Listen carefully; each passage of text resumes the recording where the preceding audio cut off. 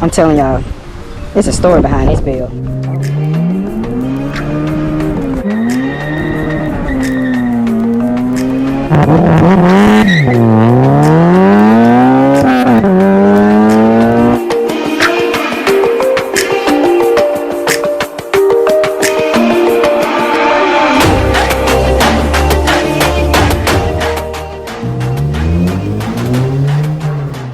Yo, what's up? You in the tube. So this is part 2 of the engine disassembly. So this was gonna be a little unique, but I'm gonna keep this short. So I don't have an engine hoist, but I will be working with what I have. So yeah, it's kind of unfortunate that I was having these issues. I actually wanted to do some bow-tones first and then get into the engine. But unfortunately, I have to take this step to go ahead and get into the engine. Since I have to get into the engine, I'm going to go ahead and just do it up.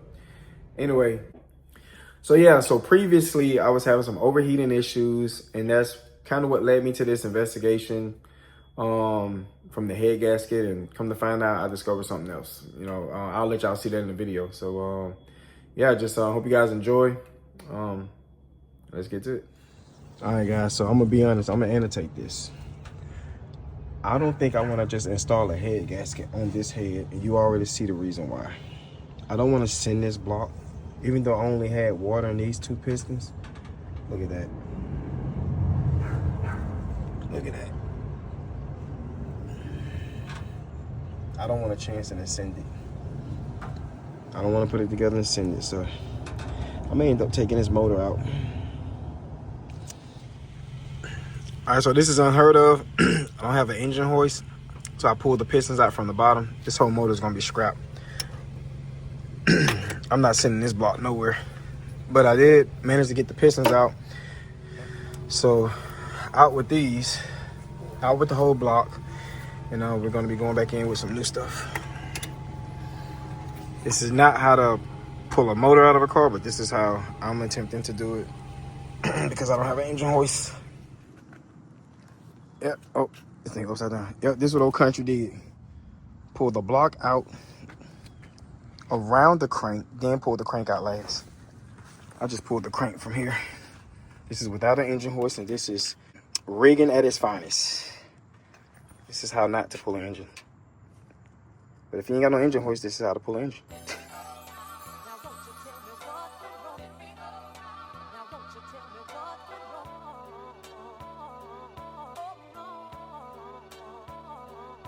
So these are the components or the parts that I'm going to be taking to the machine shop to have them balanced. So that way I can have the crank balanced to the piston rods that I got, and the piston and the rod setup.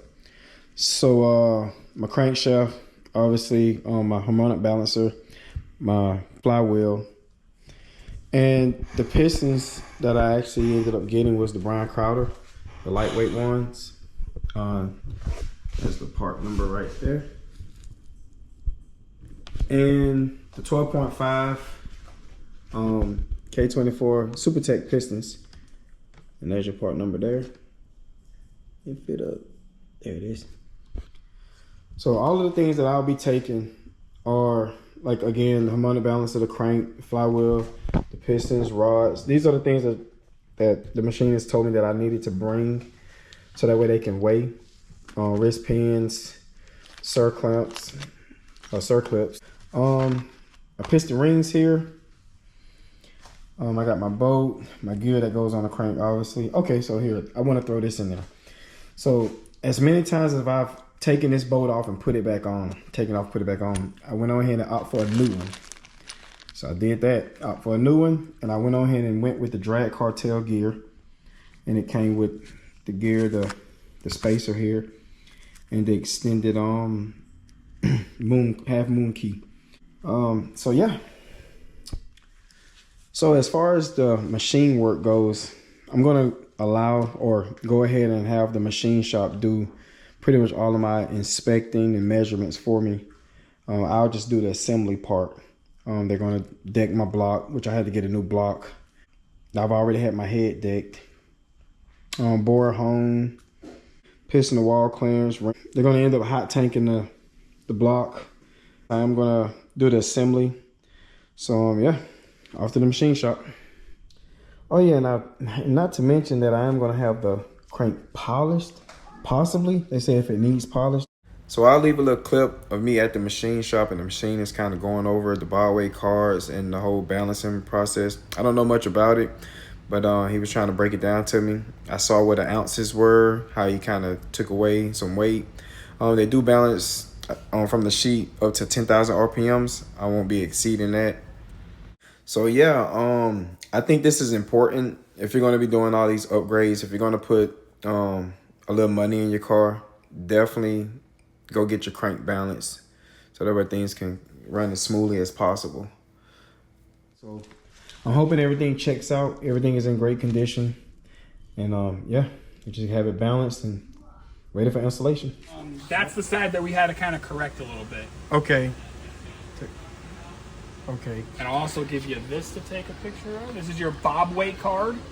That's what all your pistons and rods weigh together, pins and everything. All right. Nice. Perfect. And this is, so this isn't what it is because it just went on. Right. All right, guys. So that's it for the disassembly series there. I'll probably come up with a assembly series once I kind of get all my stuff together, get all my parts in. But yeah, hope you guys liked the whole disassembly process. Like I said, there is a story behind this. I didn't mean to go this route. It wasn't meant to go this route, but unfortunately, I'm here. So yeah, again, do like, comment, subscribe, and yeah, just stay tuned for the next thing. And hey, real quick, guys, I know this video may not be for everybody. This is just for entertainment purposes for the most part. I do like to throw in some knowledgeable information there for people, and I do want to apologize for not having the right equipment, for actually showing you guys how to do a proper engine disassembly and actually pulling the motor out of the car. Hey, but again, thanks for watching, and I'll see y'all in the next one.